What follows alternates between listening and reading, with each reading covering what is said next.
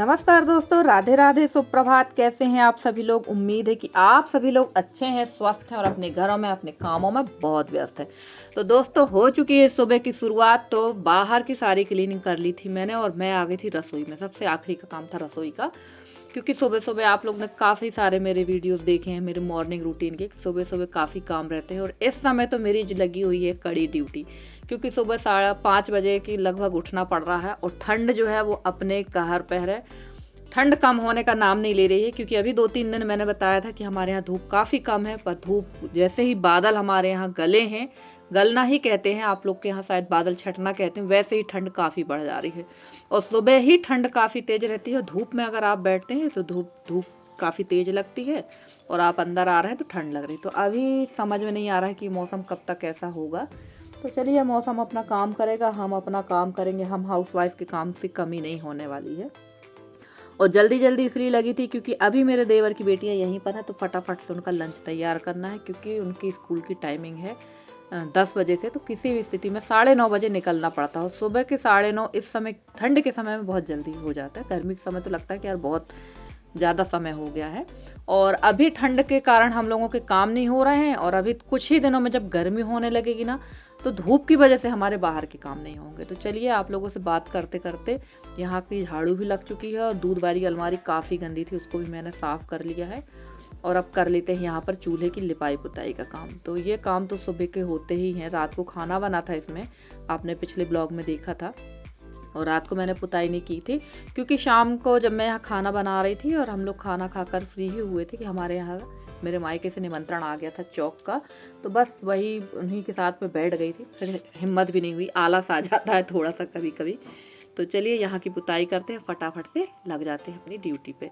और एक सिस्टर जी ने मुझसे पूछा था कि दीदी आपके कितने बच्चे हैं? तो मेरी एक ही बेटी है। बाद में उन्होंने कहा दीदी माफ़ करना, मैंने थोड़ा सा ऐसा पूछ लिया आपसे। तो कोई बात नहीं है, जो नया आता है वो पूछता ही है। फिर उन्होंने कल के वीडियो मेरे से कमेंट किया था कि दीदी आपकी तो 3 बेटियाँ और आप एक बता रही थी। तो दरअसल अभी मेरी देवर की बेटियाँ मेरे यहाँ पर हैं, क्योंकि बताया ही कि देवरानी का ऑपरेशन हुआ है, तो अभी ये यहीं पर है। इसलिए आप लोग को 3 बेटियां दिख रही थी, पर मेरी एक ही बेटी हो। वैसे तो मानो ये भी मेरी ही बेटियां हैं, तो आप कह सकते हो कि भाई मेरी 3 बेटियां हैं। तो चलिए, वहाँ का काम निपटा के आ गए थे फटाफट से यहाँ के बिस्तर उठाने के लिए, क्योंकि हम लोग तीनों अभी यहीं पर सो रहे हैं नीचे। और चटाई जो है बड़ी वाली वो ना बिछा के ये बिछा लेती हूँ यहाँ पर, क्योंकि बड़ी जो चटाई है वो बैठक रूम पर डली हुई है, वहाँ पर ही रहती है वो। वहाँ से उसको निकालते नहीं बड़ी चटाई को। और देखिए, ना तो मैंने सब्जी काटने का ब्लॉग बनाया है, ना फ्राई करते का, क्योंकि इतनी जल्दीबाजी है ना इस समय कि मेरी समझ में नहीं आ रहा। सच कहूँ तो सैल्यूट है उन लोगों को जो इतनी सवेरे से फटाफट से खाना बना लेती हैं। तो यहाँ दाल बन गई थी मेरी, चावल भी चढ़ गया है और सब्जी, और फटाफट रोटी सेक देंगे अंदर वाले, मतलब अंदर गैस पे, अंदर वाले चूल्हे पे नहीं, गैस पे, क्योंकि इन लोग का लंच तैयार करना और बच्चे दाल चावल खा कर जाएंगे। फिर बच्चे आते हैं 3 बजे। तो वैसे मैं भी पहले यही काम करती थी जब मेरी बेटी पढ़ती थी, पर मेरी बेटी का टाइम जो था वो 10 बजे से था। और उस समय सासू माँ थी, तो बाहर का काफ़ी सारा काम मेरी सास करवा लेती थी। तो अंदर भर का काम जो था, झाड़ू का काम रहता था और खाना बनाने का काम वो मेरा रहता था। बाकी जो बाहर कोई आ गया है, कोई बैठा है, जो भी और छोटे मोटे काम थे वो मेरी सास करती थी। सुबह का खाने का काम मेरा ही रहता था जल्दी से, क्योंकि 10 बजे मेरे यहाँ खाना चाहिए ही रहता था। तो देवर जी भी चले जाते थे 10 बजे, लड़की भी चली जाती थी, क्योंकि बेटी का भी स्कूल था 10:30 बजे से। और लगभग 2-3 साल से तो अब मेरी आदत ही छूट गई सुबह इतनी जल्दी खाने की। और बनाने लगो तो सब काम होने लगते हैं, ऐसा नहीं काम रुकता है कोई। आदत अगर हो जाती है तो काम जल्दी हो जाते हैं। पर क्या होता है ना कि सुबह मुझे लगता है कि सबसे पहले क्लीनिंग हो जाए, और सुबह टाइम ही मेरे यहाँ बैठने वाले भी आ जाते हैं। आप यकीन नहीं मानेंगे, उसी टाइम पे तो ये लगता है कि यार हम घर का खाना पीना का काम करें या आपके साथ बैठें। और हस्बैंड भी इस समय सुबह जल्दी जा रहे हैं बच्चों को लेकर।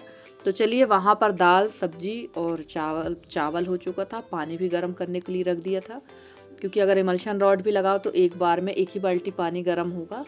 तो बाहर भी पानी गर्म कर दिया था मैंने। और अभी मैं नहाई नहीं हूँ। बहुत सारे लोग कमेंट कर देंगे कि आप बिना नहाए खाना बना रहे हैं, तो हाँ, क्योंकि अभी मैं जब खाना बना रही हूँ उस टाइम पे दोनों बेटियाँ, देवर की दोनों बेटी और मेरे हस्बैंड नहाते और मेरी बेटी नहाती।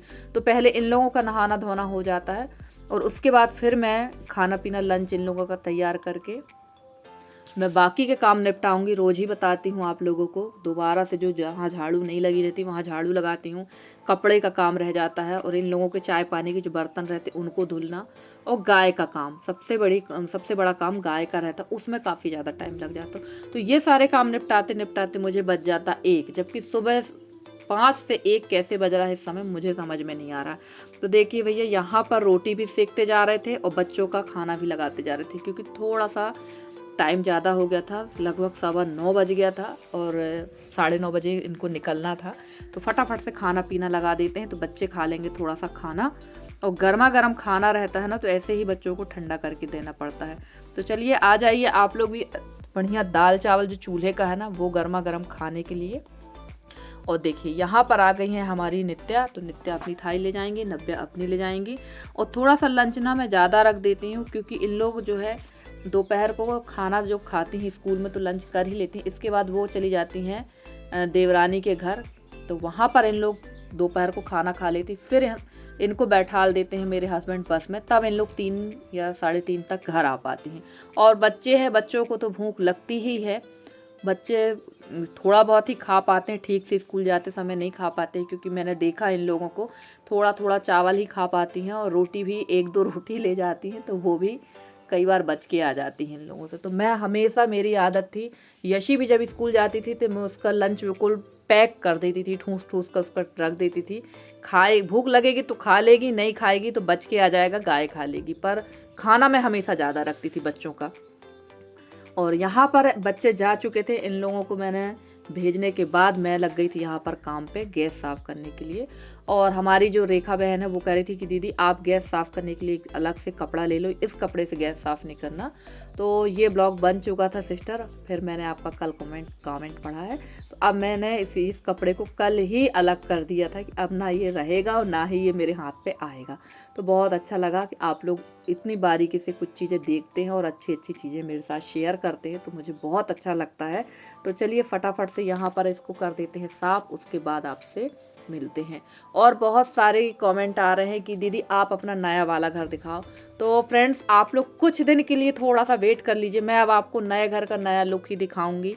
बहुत सारे कमेंट आ रहे हैं, और प्रे करिए कि जल्दी से जल्दी घर कंप्लीट हो जाए, क्योंकि मुझे बारिश के पहले घर शिफ्टिंग करना है।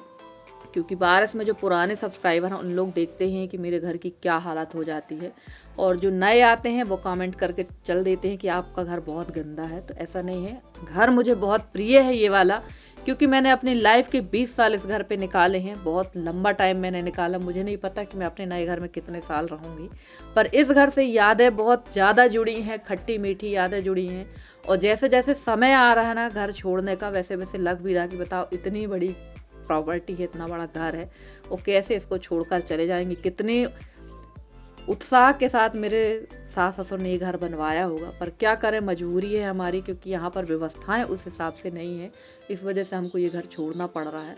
अगर थोड़ा सा ये घर आज के हिसाब से होता तो मैं कभी ये घर नहीं छोड़ती। तो चलिए, यहाँ पर जो गाजर और गोभी थी, क्योंकि गाजर गोभी का अचार मुझे बनाना था गर्मी के लिए, तो मैंने यहाँ पर गाजर और गोभी कट कर लिए। इसको डाल देंगे, साफ पानी से मैंने धो लिया था।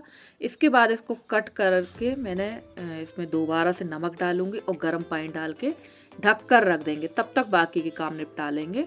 और यहाँ पर गर्म पानी यानी खौलता हुआ पानी ही है, केटल में खौला लिया था मैंने पानी, और आप देख ही रहे होंगे कि पानी कितना ज़्यादा खौल रहा था।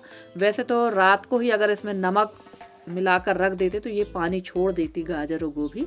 तो 2 तरीके से भी अचार बनता है, तो दोनों तरीके से मैंने पिछले बार जब गाजर मूली का अचार बनाया था तो मैंने रात को ही उसको नमक लगा के रख दिया था, सुबह काफ़ी पानी निकला था। पर इस बार थोड़ा सा जल्दी थी तो मैंने पानी में नमक डाल के रख दिया है। और जब तक आ गई थी मैं यहाँ कपड़े निचोड़ने के लिए, क्योंकि कपड़े भी काफ़ी डले हुए थे, और जब बच्चे वगैरह रहते हैं घर पे तो कपड़े होते ही हैं, और बच्चे हों या ना हो ठंड में तो कपड़े होते ही हैं बहुत ज़्यादा। चलिए यहाँ पर इनको सारे कपड़ों को निचोड़ लेंगे। और पानी बहुत ज़्यादा ठंडा था यहाँ पर, और काफ़ी ज़्यादा हालत ख़राब हो रखी। इस बार ठंड ने तो हालत ख़राब कर दी, सब लोग बोल रहे थे कि ठंड नहीं होगी नहीं होगी, पर ठंड बहुत ज़्यादा हुई है भाई। तो चलिए, यहाँ ये काम भी हो रहा था, और टेंशन थी कि अभी मुझे गाय को पानी भी पिलाना था।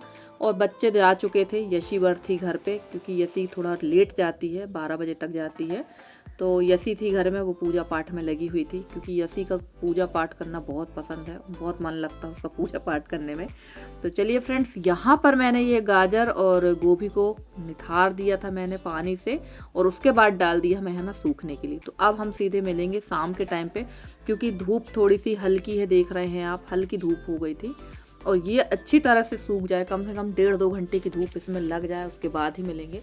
और धूप तेज होती तो दिक्कत नहीं थी, 1-1.5 घंटे की ही धूप लेते, पर धूप एकदम हल्की हो गई थी तो मैंने शाम तक ही डले रहने दिया था। और यही प्रोसेस है गाजर गोभी का अचार का, और मुझे बहुत अच्छा लगता है ये अचार, बहुत टेस्टी लगता है। और अब मैं मिल रही हूँ सीधे सीधे आपसे शाम के समय पे। तो चलिए, यहाँ पर जो मसाला मेरे पास रखा हुआ था वही मसाला मैंने इसमें मिक्स कर दिया है। जब अभी मैंने कुछ दिन पहले मूली गाजर का अचार बनाया था, इसके अलावा मैंने बनाया था आंवले का अचार, वो भी आप लोग के साथ शेयर किया था। तो वही मसाला बचा था, मैं डाल दूँगी इसमें। और इसके बाद ये कढ़ाई में मैंने कर लिया था तेल गरम, राई का तेल है, इसको अच्छा खासा गरम कर लिया था, और बढ़िया से इसमें मिक्स कर लेंगे। और नींबू का रस मेरे पास इस समय नहीं है, तो इसमें डाल देंगे विनेगर। विनेगर मेरे पास था, एक बॉटल बहुत पहले लाई थी, तो अभी इसकी डेट है, मैंने एक्सपायरी डेट देख ली थी, डेट है, तो वही मिक्स करके इसमें रख देंगे। और अब बढ़िया सा चटपटा सा हमारा गाजर गोभी का अचार तैयार है। और ये अचार तो महीने भर भी नहीं चलना है, ख़त्म हो जाना है। इसमें से थोड़ा सा अचार मुझे भाभी को देना है, काफ़ी दिनों से पूछ रही थी कि अचार बनाया है नहीं, तो अब मैंने बनाया है, तो थोड़ा अचार उनको दे देंगे। क्योंकि इस समय मेरे यहाँ दही मठा हो नहीं रहा है, वैसे तो दूध हो रहा है, चाहे तो दूध जमा के दही बना लें, पर मौसम भी एकदम ठंडा सा है ना, तो ज़्यादा दही मही खटाई खाने का मन भी नहीं होता है। और मैं तो खा लेती हूँ, यशी और यशी के पापा को बहुत जल्दी शीत हो जाती है। तो चलिए फ्रेंड्स, यहाँ पर हमारा अचार बन चुका है। और आज का वीडियो आप लोग को कैसा लगा ज़रूर बताइएगा कमेंट करके। अगर आज का वीडियो अच्छा लगा तो प्लीज़ वीडियो को लाइक करें, चैनल पर नए हैं तो चैनल को सब्सक्राइब करके अपना प्यारा सा सहयोग और स्नेह हमारे साथ बनाए रखें। मैं पूरी कोशिश करती हूँ कि आप लोगों के लिए बहुत अच्छे से अच्छी वीडियो लेकर आती रहूँ। और मेरे जितने नए सब्सक्राइबर हैं, पुराने सब्सक्राइबर हैं, जितने मेरे व्यूवर्स हैं, मैं उनका तहे दिल से बहुत बहुत बहुत धन्यवाद कहना चाहती हूँ कि आप लोग मुझे इतना सहयोग करते हैं, इतना स्नेह देते हैं, जिसके लिए मैं आपकी बहुत आभारी हूँ। और आप लोग अपना सहयोग और स्नेह इसी तरह से बनाए रखें। मैं पूरी कोशिश करूँगी कि आप लोगों के हिसाब से, आप लोगों के बढ़िया, आप लोगों के लिए अच्छे से अच्छी वीडियो लेकर आती रहूँ। तो चलिए, अचार रख दिया मैंने डिब्बे पे, और अब लग जाऊँगी मैं खाने पर, क्योंकि टाइम काफ़ी हो गया था, बच्चों को लगी थी भूख, और हस्बैंड जी भी आ चुके थे, तो वो भी खाना खाएंगे फटाफट से। तो चलिए फ्रेंड्स, मिलते हैं अगले वीडियो में, तब तक के लिए दीजिए आप मुझे इजाज़त। Bye bye and take care.